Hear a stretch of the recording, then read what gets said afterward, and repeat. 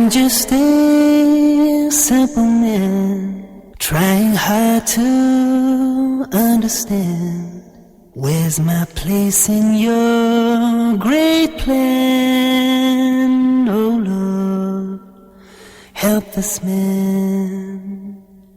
Lord, I am just a simple man. السلام عليكم ورحمة الله وبركاته. أعوذ بالله من الشيطان الرجيم.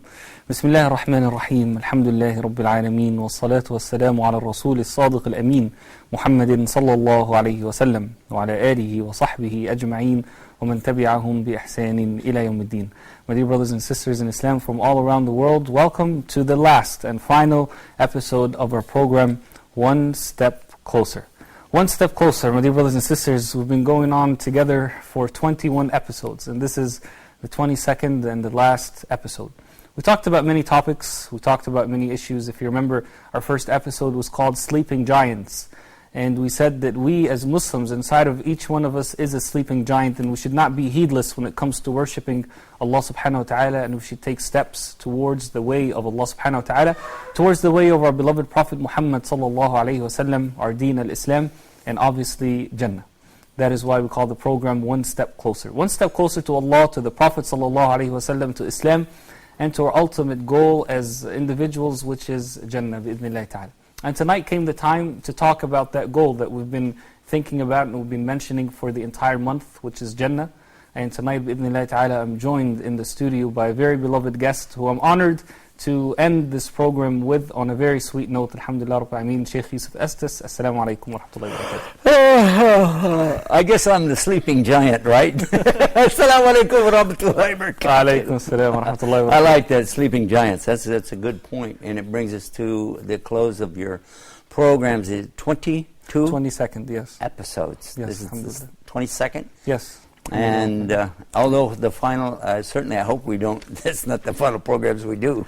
Bi'idhnillahi ta'ala. Allah subhanahu wa ta'ala, give us life to continue and benefit our brothers and sisters, inshallah ta'ala. The reason, subhanAllah, that the first episode was called Sleeping Giants is because before we start taking steps, we need to make sure that we're awake. Mm-hmm. We can't be sleeping, and we can't be heedless, and then we start talking about steps. So that's why we said, okay, inside each one, I try to keep it positive, inside each one of us is a sleeping giant. A giant, but that giant is sleeping, and that's why we need to wake it up. So alhamdulillah Rabbil Alameen. Are you awake now? As you were speaking, it was making me think about the human being and our life here on this planet.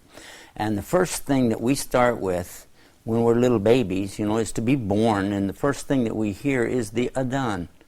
And it's called in the right ear. Is that right, isn't it? Yeah, I just did that a couple of weeks ago with my son. I know. I wanted you to have a chance to bring it up. Congratulations, Mabruk. Jazakallah Allah khair. subhanahu wa ta'ala bless you and your family with more and more of these lovely little additions. Ameen.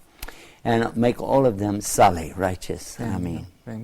Now, when a child is born and you're calling the adhan in the ear and they hear Allahu Akbar, Allahu Akbar, and all the way through. Now, we might think that the child doesn't know what we're saying, maybe doesn't even know what's going on. But that isn't really the point, is it? Whereas we get the reward of what our intention is for. But through that child's life, he'll have opportunities. He'll always have these choices that he'll make. And many times we have people will ask me, what about the qadr of Allah? How is it that my whole life, if Allah has already got it written, how is that fair? Why do I get any opportunity for my free will?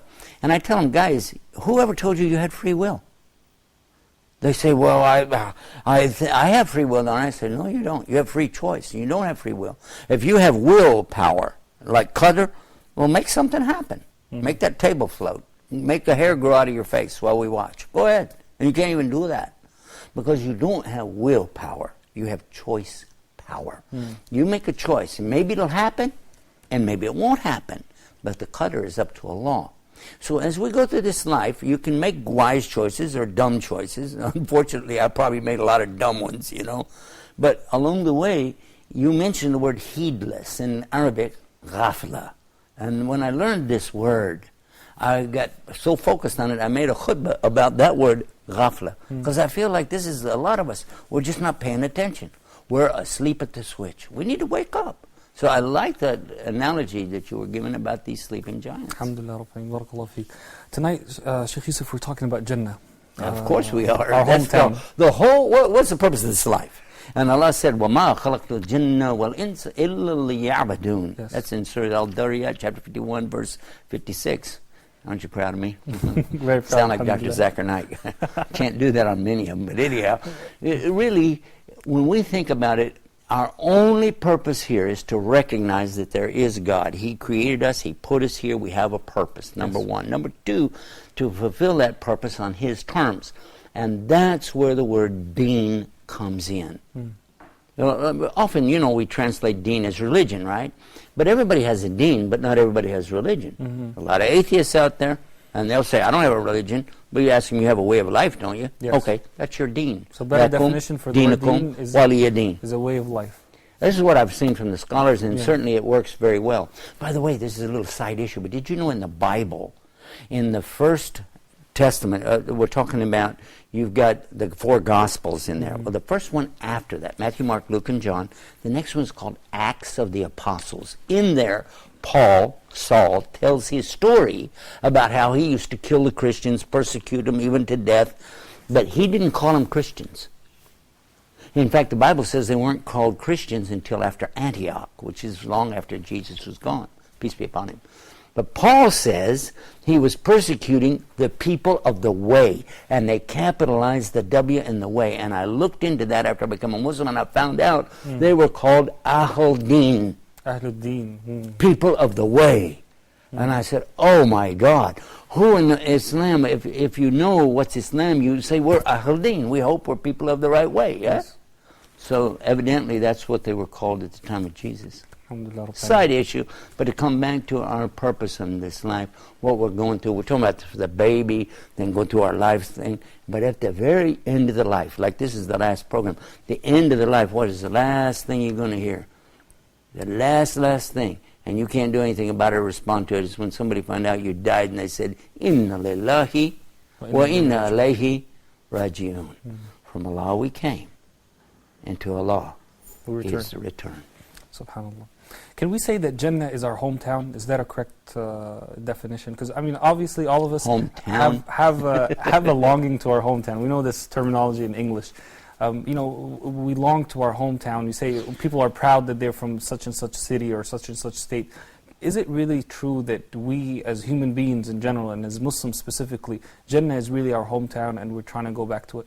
It's funny you mentioned that because I had never thought about that till you said that. And it is something, it's inside of me that ever since I was real little, I've had this longing for something. And then later I was able to identify it. It's a longing to be closer to God. And what you're talking about certainly sounds right. It isn't the city that we're in love with, is it? It's not the cement in the street, is it? It's not the trees that are there so much as it is the people that we're attached to, the good memories that we have. Yes.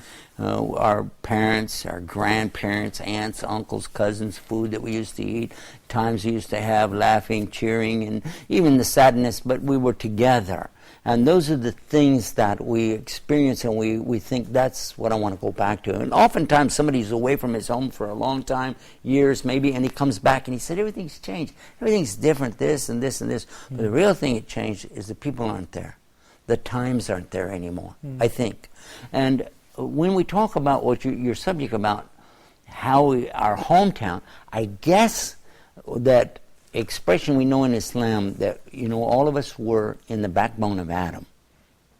And then Allah took us out. And He asked each and every one of us the same question. Am I not your Lord? And we all said, Na'am, yes. Then He erased that meeting from our mind. We don't have that memory. And He put us back. But after I heard that, I said, I don't have a memory of it, but I have a feeling about it. I have a feeling about something, that I want to get back to something. That's kind of the fitrah, right? The natural inclination of the truth that's within all of us. We know, by the way, that's another thing, talking about the babies. Every baby is born on the fitrah of al-Islam. Yes. As a chaplain, when I worked in that capacity, if you had to tell someone their child died, somebody's incarcerated or in the hospital, military, whatever, the chaplain usually gives them the information about a death in the family. And when you go to them and you console them and everything, the best consolation to offer to a woman or a man that's lost a child is to let them understand your child's in paradise. That's a done deal. The purpose of this life, try to get to paradise, your child is successful. And the good news is, your child's with Abraham, and the child is there actually making dua, praying for you. Oh Allah, oh God, let my parents be with me. Let my parents be with me. And continues like this. And it could be that experience, if you're patient, and we know that from Prophet Muhammad, peace be upon him, if you're patient in that experience, then it's Jannah for you too. So I think that the fitra, being born in that natural inclination, like every child is born already on that, and as Prophet ﷺ said, every child is born in this way of Islam, and it's their parents who will raise them up to become a Jew, a Christian, a fire worshiper, whatever worship that they run into, they'll take it from their parents. And the blessing of Allah comes when He takes you out of the odd way that you went and brings you back to center point on the deen, the way of Islam. Alhamdulillah. Brothers and sisters, inshallah, feel free to join us in this discussion at 002-0238-555, 248 or 249. Again, the number is 002-0238-555, 248 or 249, or through Skype, of course, for free at Huda_TV, Huda_TV. Our phone lines are open, beginning right now, inshallah. Sheikh Yusuf, when I think of Jannah, one of the best things that really comes to my mind is that you get the things, the pleasures, without having to do the work, without the negative repercussions that come out of it. For example, here in this life, okay, you want to have a child, right? You want to have the pleasure of having a child, but there are a lot of hardships that go with it. If you're a sister, you have to be pregnant and hold a baby inside of your womb for 9 months and face all these hormonal changes, and your body changes and everything, and then you give birth, and then the baby gets sick, and the father has to provide, and all of these things. So just this one simple pleasure of having a child costs so much hardship. It's worth it, but in the Jannah you don't go through that. Exactly. You could give another example too. The lovely clothing that you'll be wearing in Jannah, the beautiful green brocade and silk and so on that you'll have there. You don't have to go through the process of weaving it, putting it together, sewing it, mending it if it gets torn, because it won't tear. You're not going to have the experience. I use something, I don't know if this is relative to something you can tune into, but yeah, I always tell people I'm glad there will be no toolbox. And they said, what? I said, yeah, because nothing's going to break. You don't need tools to fix it. Exactly. And you don't have to have a repairman that will cost you thousands of dollars just to fix one small thing. Yeah, also I tell them you're not going to have a honeydew. They said, why? No melons? I said, no, the honeydew list. Have you heard of the honeydew list? No. Oh, the honeydew list. So honey do this, right? Honey do that, honey do this, honey do that. You're like, I just came home, I'm tired. You won't be tired. Yes. You won't have to fix anything. You don't go through the experience of all these hardships. As you said, what you want, what you desire, it just manifests immediately in front of you. Even your sweat will be perfume. Yeah, even the perspiration. Yes. Yeah. Sweat is my kind of wife a negative reminded word. me one time, I said something about sweating. She said, ladies do not sweat. She said, horses sweat. Huh? Men perspire. And ladies glow. Wow, interesting. Maybe she's talking about the sisters in paradise. Yeah, I think. Not talking about the sisters in this life. Maybe in Jannah. Alhamdulillah. SubhanAllah, can you give us a kind of an imagination of what Jannah is like? I mean, if a person is walking through the streets of Jannah, if walking First of all, right do we know for sure you have to walk? Yeah, that's what I was just thinking. There you walking go. is the right Maybe word. you're floating on one of those hoverboards. I don't know. And what is it like? I can't imagine. What is it like, the breeze that's in Jannah, the smell of the breeze in Jannah, the feel of being in paradise, the idea that everywhere you look is beauty, magnified, intensified, and increasing always, getting better, never going the other way. Every face you see is smiling. Everywhere you go is peace. Salam, salam, peace be upon you. And you know, this is something, you can find it in the New Testament of the Bible, that Jesus greeted his companions that way. He went to them and said, peace be upon you. So for the Christians, Jews, and others who are watching, and maybe they're not Muslim, they need to understand that we really are looking for the ultimate peace of all. There's nobody that wants peace more than a Muslim. A true believer in Muslim, he wants peace in this life and he wants peace in the next life. Ultimately, why? And it's in Surah An-Nur. The beautiful, beautiful teaching of Surah An-Nur, chapter 24, means the light. And that's the light of Allah. SubhanAllah. Allah is the light. Allahumma anta salam wa minka salam.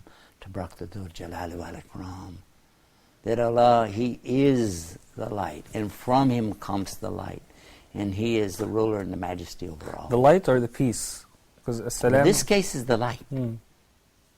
So in this case, the word as-salam translates into salam is peace. Yeah, He is the peace.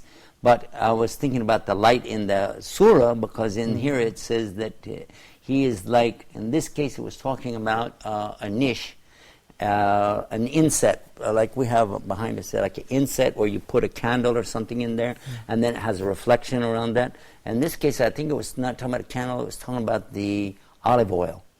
The oil which burns, and how it's light upon light upon light. So Allah, He has 99 names. One of them is Salam. He is the peace. Another one is the Nur. He is the light. And I can't imagine anything more peaceful than the beautiful light of Allah subhanahu wa ta'ala. SubhanAllah. And also, the one thing, and this is in Islam, everything will change. Everything changes. This universe will never stay the same. It changes, changes, changes. It's a constant flux. Constantly. Except something not in the creation. And that's the face of Allah. SubhanAllah. Allah doesn't change. He is constant and He's always. That's probably why He's the epitome of each and every one of His characteristics. The Asma wa Sifat. He isn't having some of it. He is it. Light only comes from Him. Peace only comes from Him. Sabr, patience, only comes from Him. Mercy only comes from Him. Everything that we see in this life, like the hadith of Rasul Sallallahu when he was telling about the mercy, and he explained, and it was the occasion of a woman having a small baby. He said, well, this lady let her baby fall in the fire. They said, oh, no way. Well, there's no possible way that lady would allow the baby to fall in the fire. He said, and the same way, look at all of the mercy that's ever been in this universe, it all came from Allah.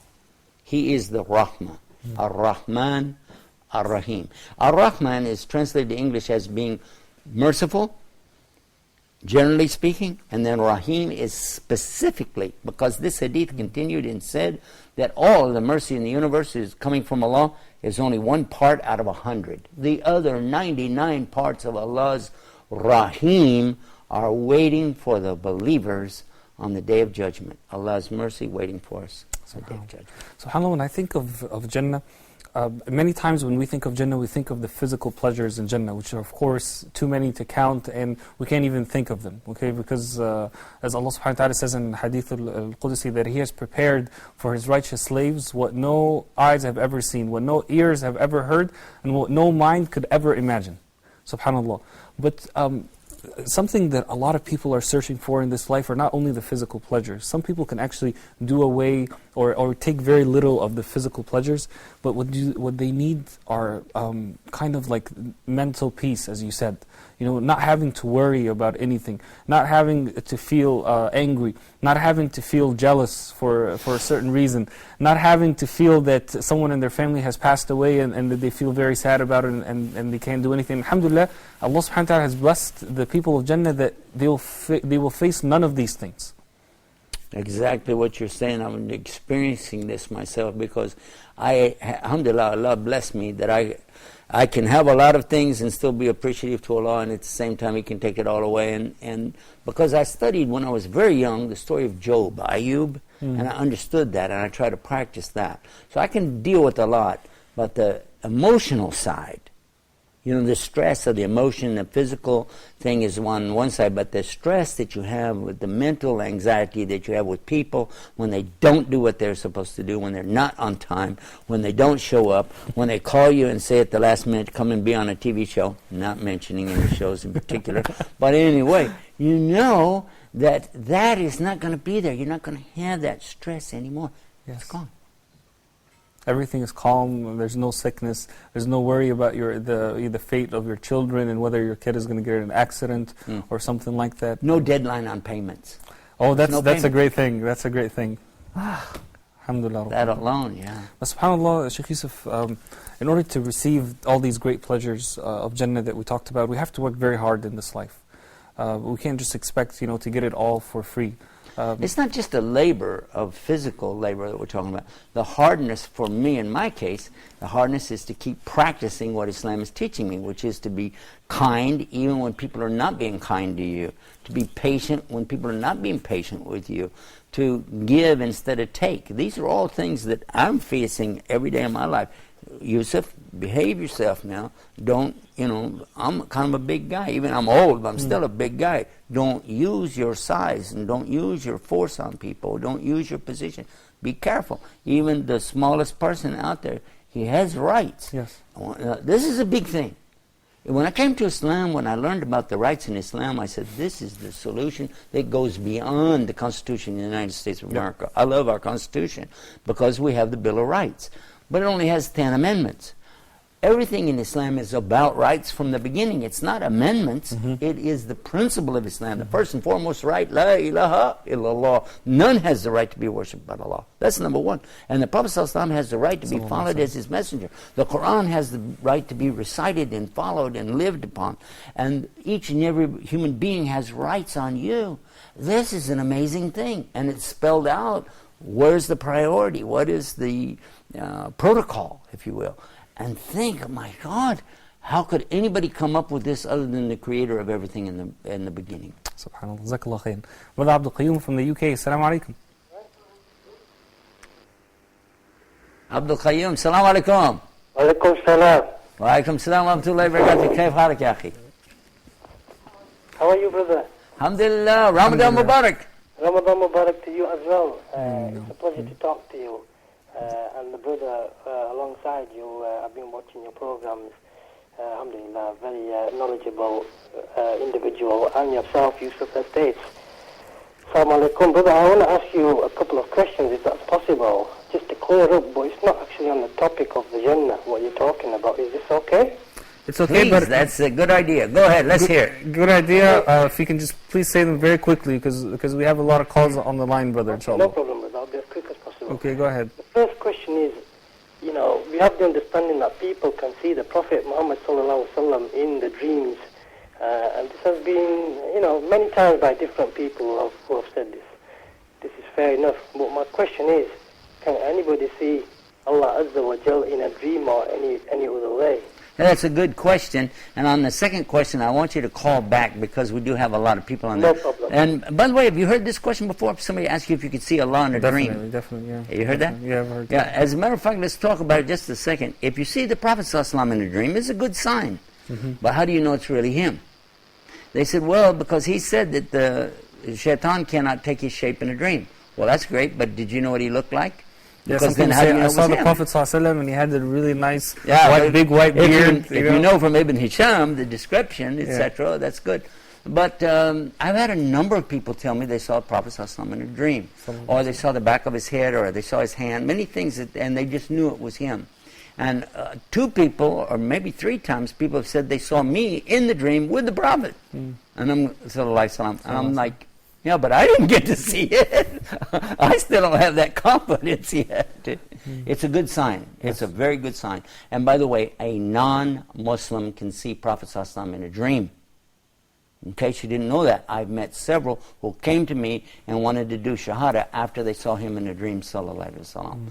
But as far as seeing Allah, it's impossible to see anything that even represents Allah until the next life, as far as we know from the Hadith. Allahu Alam. Yes, subhanAllah, and that is one of the biggest pleasures of Jannah. Actually, the biggest pleasure in Jannah is to see Allah subhanahu wa ta'ala. We'll talk about it more in detail after we take a phone call from Fairuz. Assalamu alaikum. Wa alaikum assalam. Yes, brother. How are you? Alhamdulillah. Assalamu alaikum. Ramzan Mubarak. Wa alaikum assalam, Mr. Yusuf. Wa alaikum assalam. Ramadan Mubarak to you as well. And to your Ramzan family. Mubarak to you also. How's everything there? Oh, Alhamdulillah Rabbil Alameen. How else could it be in Ramadan except Alhamdulillah? Alhamdulillah. Beautiful. Alhamdulillah. Alhamdulillah. Okay. Go ahead, Brother Firuz. Do you have a question? Before talking to anything else, I would not like to waste the time, and I want to come to the point, actually. The thing is what, this is the Laylatul Qadr. This is the last night on which we've been asked to pray and ask Allah for forgiveness, actually, and the guidance. Most important is the guidance. And I think the Quran also revealed in this month only, which is not for guidance only, for the mankind guidance only. But actually I'm asking you the question, do we really understand Quran? Do we really take the guidance? I'm sorry to say that. We are not taking the guidance. Well, that's a very good question. Because there is in Quran we given look the forward solution of to everything. Every Thank you, solution brother. has been given. Yeah, actually, For example, in this in the month era of now, Ramadan, what we'd the like to killing and focus on operation is going the on Muslims, brothers, and everywhere. Actually, the simple solution is there. You take the example from Moses. Allah said, "Go to the Pharaoh and ask him to give the Bani Israel." Yeah. Why we are not doing this? It's a very simple thing. Well, yeah. It is very. If you see the stories of Quran, you will get the answer of everything. You see, the Jesus has been sent in the era where the medicine was on the peak, actually. Well, we If you understand see the that Ibrahim, this the is shirk true was in some on the cases, peak. brother. So we have the but- answer of everything. But Yes. why we are not taking this as a guidance and trying to solve the problems? It's very easy, it's very simple. Jazakallah khairan, Brother Firuz. Those are Thank you rhetorical so much. questions, actually. They're not one that really needs an answer, because there are people who don't accept the guidance, and there are people who claim to be Muslim that don't accept the guidance as well. But what we can say about that is that it is Allah who guides. And I was talking with one of our brothers tonight on the way over here, and do you know that there are Christians, actually, who are following the behavior of Muslims, what they're supposed to do, better than some Muslims. And there are some people calling themselves Muslim that are so far away from Islam that they wear the clothes, the dress of it, but what they represent is totally not Islam. Yes. And all you can say is that we must remind each other, and we must pray for each other. But criticizing and just going on about it, and especially in a general term, will not only damage you, but it could damage others as well. It's better to, what you observe and you see some mistakes, don't generalize it and don't say everybody does it. In fact, it isn't the majority. I have been around the world, alhamdulillah rabbil alameen, been to many countries. I saw many Muslims. The vast majority of Muslims are like our brother. They really care and they're really trying. But there are a few stinkers, and they get all the attention and the media focus and everything. And we ask Allah, to guide them and keep them, either guide them or keep them away from us. Yes. Jazakallah khairan. Sister Nabila, assalamu alaikum. Alaikum salam wa rahmatullah. Yes, sister, go ahead. Do you have a question? Yeah, I have two questions, if you don't mind. Okay, quickly, inshallah. Yeah. In Surah Al-Isra, verse 17, Allah subhanahu wa ta'ala says, وَمَنْ كَانَ فِي هَذِهِ أَعْمَى فَهُوَ فِي الْآخِرَةِ أَعْمَى وَأَضَلُّ سَبِيلًا. Whoever is blind in this world will be blind in the hereafter. My question is it blind eyes-wise, like No, very good question, sister. Thank you for that. What's your other question? And the second question is it true that Muslims should not look at the pigs when a pig is on TV or on a magazine or something? Should we not look at it and even mention the word of a pig? Thank you so much, sister. And by the way, Ramadan Mubarak. And Allah subhanahu wa ta'ala accept from you the whole month of Ramadan. Ameen. The first question, when she was talking about the subject of somebody being blind, and in this world be blind in the next world, quite obviously, and I think she touched on that for a reason. Maybe she has somebody there watching with her, that, obviously Allah is not going to do that to somebody.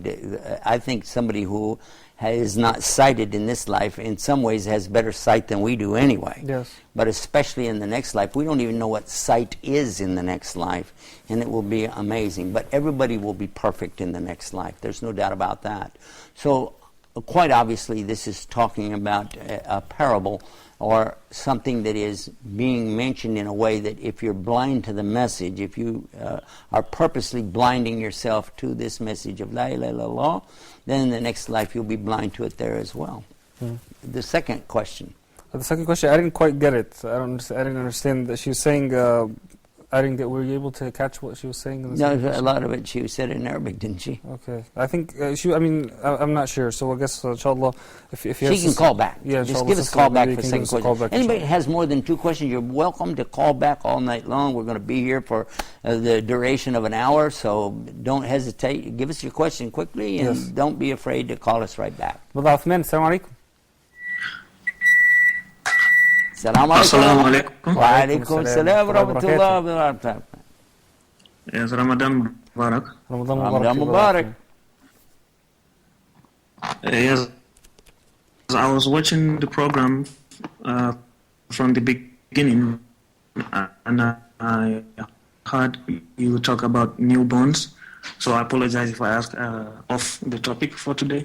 No problem, go ahead. I wanted to know what are the sunnatic way to welcome a newborn child into this world. Thank you, that's a good question. Good question, inshallah. My dear brothers and sisters, we're going to take a look right now, inshallah. We asked brothers on the street what they thought about the issue of Jannah. Their thoughts when we mentioned the word Jannah. Let's take a look at it, inshallah, and we'll come back. Lord, I am just a simple man, trying hard to understand. What comes to my mind? Well, I mean, it's something like real cool. I mean, like real. I feel like I can't like explain my feelings when I say the word Jannah. So the word Jannah means like it's a big word, you know. So like if you want something big, you have to work hard for it. It means no fear, no problems, no poverty, no depend on something,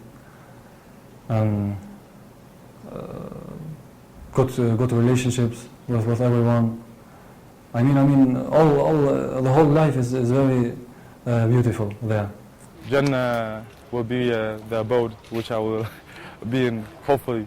So Jannah motivates human beings, to act appropriately. When I listen to this word, I just remind that it's my aim. It's because I'm here that it's the thing that I want to reach at the end of this life.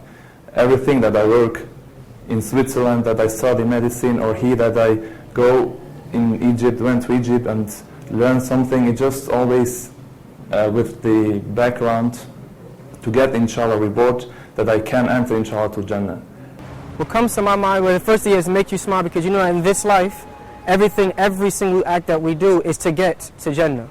So when I think of Jannah, I think of forever. And it's hard to think forever because you think 60, 70 years is a long time. But to think forever, never ending, that right there is just a mind game, so to speak. You see Jannah, you think of forever, I think of eternal happiness. To pass in Jannah, I know I have to do for it something. But this life, it is not the proof that I can pass the Jannah with the things, with my acts, with my behaviors I'm doing. It's not the proof. It depends actually on Rabb al-Alameen. Lord, I am just a simple man, trying hard to... Welcome back, my dear brothers and sisters. We have more phone calls with us. Let's take Sister Sadaf from the UAE. Assalamu alaikum.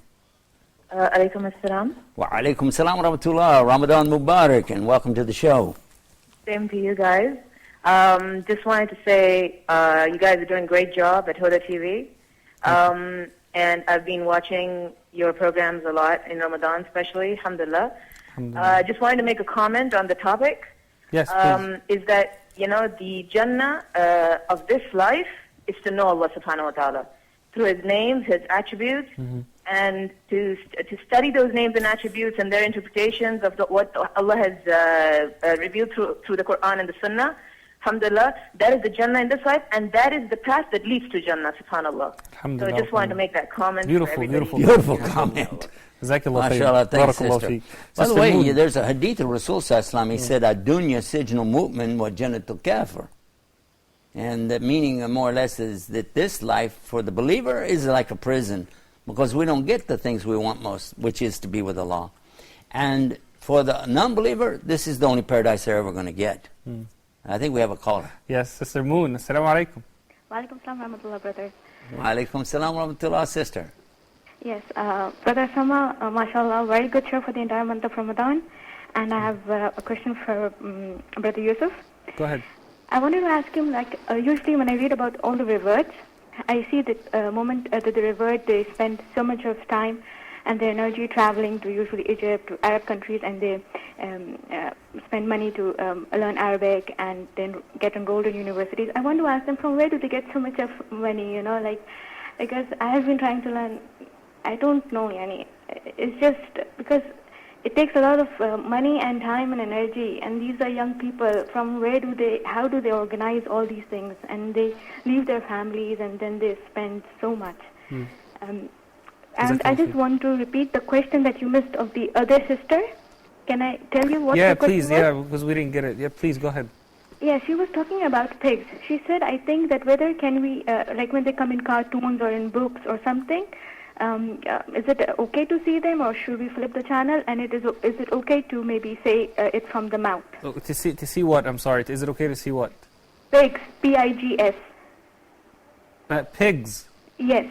Okay. Is it okay to look at pigs? Okay. Jazakallah khairan. Beautiful question. Barakallah feek. Thank you for clarifying that for the other sisters. My dear brothers and sisters, we that's have about pretty 15 cool minutes. whenever somebody can call in and help us with our program. Exactly, mashallah. Actually, that happened to me once before. Our brother called in from Nigeria, and he said he was clarifying a question of a sister who called earlier. I told him, brother, we need you to be with us here physically. Yeah, in come the on studio. over. Come on over, help us, inshallah. The question about the pigs, I had some people ask me, can we use the skin of the pig, for instance, to make a belt there? It's very popular in Texas to have a pigskin belt. Also, the early footballs, the long, the shape of football, those were made out of pigskin, really. And that's why it's still called pigskin today. But now, of course, it's made out of rubber. But as far as using any part of the pig, as far as I know, you're not supposed to use anything of the pig at all. Nothing. Not the ears, not the eyes, not the skin of it, not the hoof, nothing. You're supposed to just totally leave it alone. As far as looking at a pig, I don't know if there's anything wrong with looking at a pig at all. I don't see a problem with it. But as far as using anything of the pig, I think it's much better to just avoid that, as far as I know. When we think of Jannah, of course, we think of beauty, we think of landscape. And there are some really beautiful parts in the world, as we can see on the screen right here. Many people... That's a golf course, actually, with some sand traps. To me, as an ex-golfer, I look at that and I say, that's not beautiful. You got over on my right, I've got a right-hand slice, and I know what's going to happen. I'm going to be standing in those sand pits all day trying to get out of there. No, that's not pretty to a golfer. Yeah, subhanAllah, look at this picture right here, mashallah. That's beautiful right there. Yeah. Mashallah. To somebody that doesn't swim, that might terrify them, you know what I mean? But whatever you find in paradise, it will be beautiful to you. Exactly. So subhanAllah, we look at these pictures. And there'll be no phobias. No phobias. That's right. Because some people are afraid of water. Some people are afraid of certain kind of animals like arachnids. They have arachnophobia, afraid of spiders, things like that. And you look at this. If I saw that, I'd say that's a nightmare right there if I'm the guy taking care of it. If I'm the guy taking care of the hedge and doing all the work. Yes. In this life, all of these pictures we just saw, there's something you could say about it. But in the next life, whatever you see is actually what you wanted to see. Yes. Everything is there. Well, you could never imagine that you have seen in the first place. SubhanAllah, like we said, the hadith, مَا لَا عَيْنٌ رَأَتْ, what no eyes have ever seen, مَا لَا أُذُنٌ سَمِعَتْ, what no ears have ever heard, and what nothing that came through even to a person's thinking or a person's mind, anything that a person could not imagine, they cannot even imagine Jannah. SubhanAllah. But there's another thing too. We talk about some sacrifices. We have to sacrifice our time. That's very important for our families. And that's something in the Jannah, you don't have to worry about time anymore because it's endless. Here I'm constantly worried about time. Yes. Just as I was tonight getting started over here. I'm like, okay, come on guys, let's get on it, let's go. Because everything here is based on this clock, on this tick, tick, tick, tick. You only got so many seconds here. We know that. You're going to die. Kullu nafsin da'ikatul maut. Everybody's going to die. There's no ifs, ands, or buts. But in the next life, there's no death again. It's eternal. It keeps going. That's why you want to be in Jannah, not the other place. Because that's why some people ask, do you get bored in Jannah since there's no end in time? Never get bored. Even there's a time when you can actually look into the hellfire and realize even more how much you have.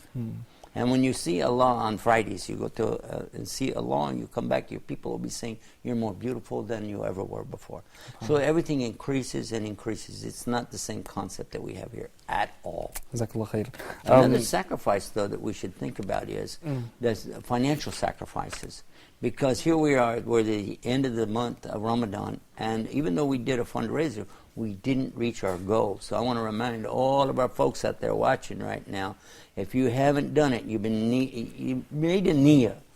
Fulfill your niyyah with Allah right now. Whatever you promised Allah you were going to do this month, do it. As far as any sacrifice, such as charity, such as zakah, do it now, because we're running, it's ticking. The clock that I talked about is ticking. And I highly recommend go to our website, that's huda.tv/share, and find out how you can participate in keeping this going up until the next Ramadan and the next Ramadan. I got to stick that commercial in there for Huda. We did not meet our goal, and there is a deficit right now. We have brothers and sisters that didn't get their full pay. We've got to help them out. Do your job, fulfill your promise, brothers, sisters, do it now, inshallah. Okay, back to you. Sister Aisha from Nigeria, assalamu alaikum.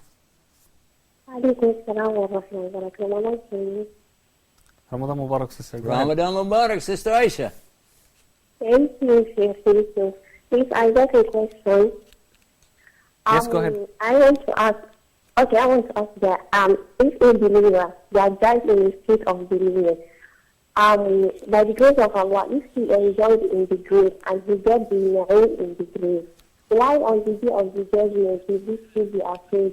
I mean, why did Allah describe that day as water and nafs sukara wa ma hum sukara? This believing man has enjoyed in the grave. Will he not know that on the day of the judgment he will still be in the paradise? Why will he still be afraid? Hope you get my question. MashaAllah. Could you hear, because that particular tone level is beyond the range of my ears. I can't. I wasn't able to hear the question as well, Sister Aisha. So if you can, the connection that she had made a distortion in the sound, just exactly that I couldn't make any of the words out. Okay, Sister Aisha, if you can leave your question in the control room, inshallah, we'll try to get it from there. Yeah, try to talk to them. You know what's happening is not only they're calling in, but there's these connections and long distance. But also there's a problem of the sound when you bring it into this room here. We're hearing it different than they do. Yeah, Jazakallah khair. Amin, assalamu alaikum. Wa alaikum assalam wa rahmatullah, and Ramadan Mubarak. Ramadan Mubarak.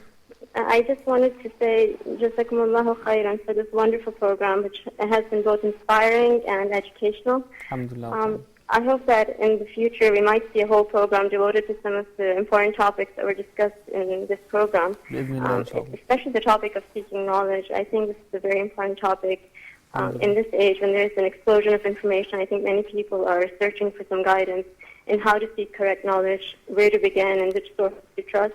That was yesterday's topic, right? Yes. And all the topics were important and they were just wonderful, and I hope that we can get more on that. And lastly, I just want to say, may Allah subhanahu wa ta'ala bless you, Sheikh Yusuf, and Brother Osama, and all the people at the TV. Jazakumullahu khairan. Wa iyyakum, inshallah. Thank you so much for your phone call. May Allah subhanahu wa ta'ala reward you. Barakallahu feek. The sister was asking, Sister Moon was asking, a lot of the converts that she sees, they're able to travel to to the Arab world or to other parts of the world to seek Islamic knowledge, to learn Arabic. Basically, she's asking, where do they get the funding for that? Because she thinks she sees it's too expensive, for her to do that. She's seeking ways of that. For a brother or a sister, either one, you don't have to travel to any place anymore. Like when I came to Islam, it was necessary because we didn't have the access. Today with the internet, text message, emails, it's very simple to sign up for an online course and even have teachers who will work with you through either the telephone or through the internet, chat rooms, and so on. We have our own system for it, as a matter of fact, called chatislam.com. It's the introduction to Islam and the Quran. Chatislam.com is available, and they can go to there to get started. But after that, there's something that Dr. Bilal Phillips has called I think he calls it IOU, the Islamic Online University. Mm-hmm. And he offers, you can get your diploma there for free. You don't have to spend a dime. You can get your degree work there very reasonably priced and doing it at home at your own pace. There are others too. There's a number of online universities for this purpose that are real Islam, showing the right thing. But then on the other hand, as far as those who travel, and yes, there are those who do, but how it comes, each one has their own case. Sometimes some folks in their community will help sponsor them. Sometimes some of their parents or relatives will sponsor them. Sometimes they work hard and save it up, and sometimes Allah gives them a gift. But it always comes from different ways according to Allah's qadr. Jazakallah khair. Sister Asia from Sweden. Assalamu alaikum. Wa alaikum assalam wa rahmatullahi wa barakatuh. Alaikum assalam wa rahmatullah, Sister Asia. I have a question for you guys. Ramadan Mubarak. Ramadan Mubarak. We're ready to say Eid Mubarak, inshallah. Yeah, soon. Inshallah. Inshallah. If we all live, inshallah. Go ahead, sister. My question is about Hur al-Ain in the Hur al-Ain paradise in Jannah, because the men get 72 Hur al-Ain. What do we women get in Jannah? It's a very good question. Thank you for that, sister, very much. We appreciate it. Do you know that, by the way, the misunderstanding a lot of the men have about this, they start talking about the 72 versions. It is 2. Hur al-Ain, it means 2. That's what the word means, 2. It doesn't mean 70. And the idea of the 70 is for those who die struggling in the path of Allah subhanahu wa ta'ala, they get 70. And then they said they add the 2 that were promised anyway, and that's where they get the idea of the 72. But it is 2. And understand that, first of all, and I'll clarify something, it says they are perpetual virgins. So this dispels, immediately the description that's being given, dispels this notion of some kind of wild sexual thing going on in people's minds. These are people who have some problem themselves trying to look into Islam. They need to clean up their act before they look at anything because they can't see clearly. A perpetual virgin means they don't have intercourse. Duh. Hello? And they're trying to put something of this life into the next life in a very dirty and bad way. And I feel sorry for them for that. The second thing is the beauty of their eyes, the beauty of the eyes of these creatures there. And they are created for you, companions for you, that make you feel good all the time. And you're happy because nobody wants to be alone. Do you want to be alone? So what you're saying is that there's no physical relationship between and the man and the Hur al-Ain that he gets in Jannah? Whatever relationship it would be, it wouldn't be like here. Obviously, we already said that. We said everything there is not like here. So even that's not going to be like here. Because in Quran it says they don't have any menstrual cycle. It says that they don't excrete. So obviously you don't have the same body parts and functions that you need here.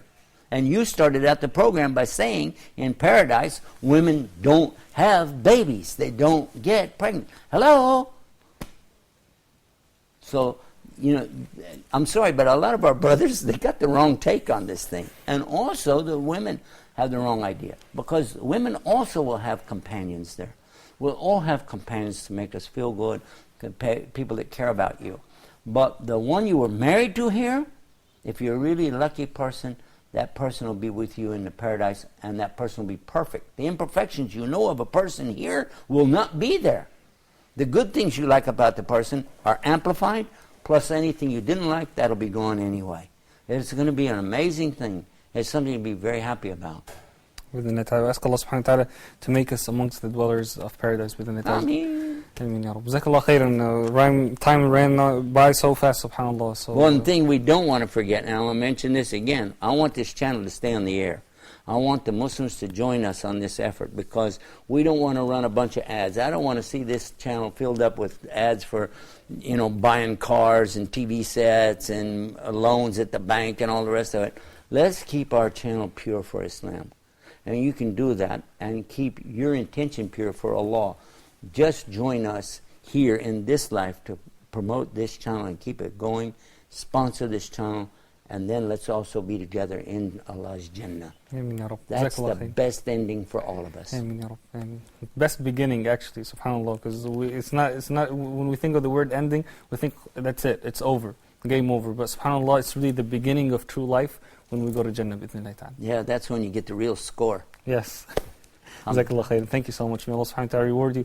It was a great way to end, we ended on a great note on this program to have you with us. And I hope I'm the sleeping giant that woke up.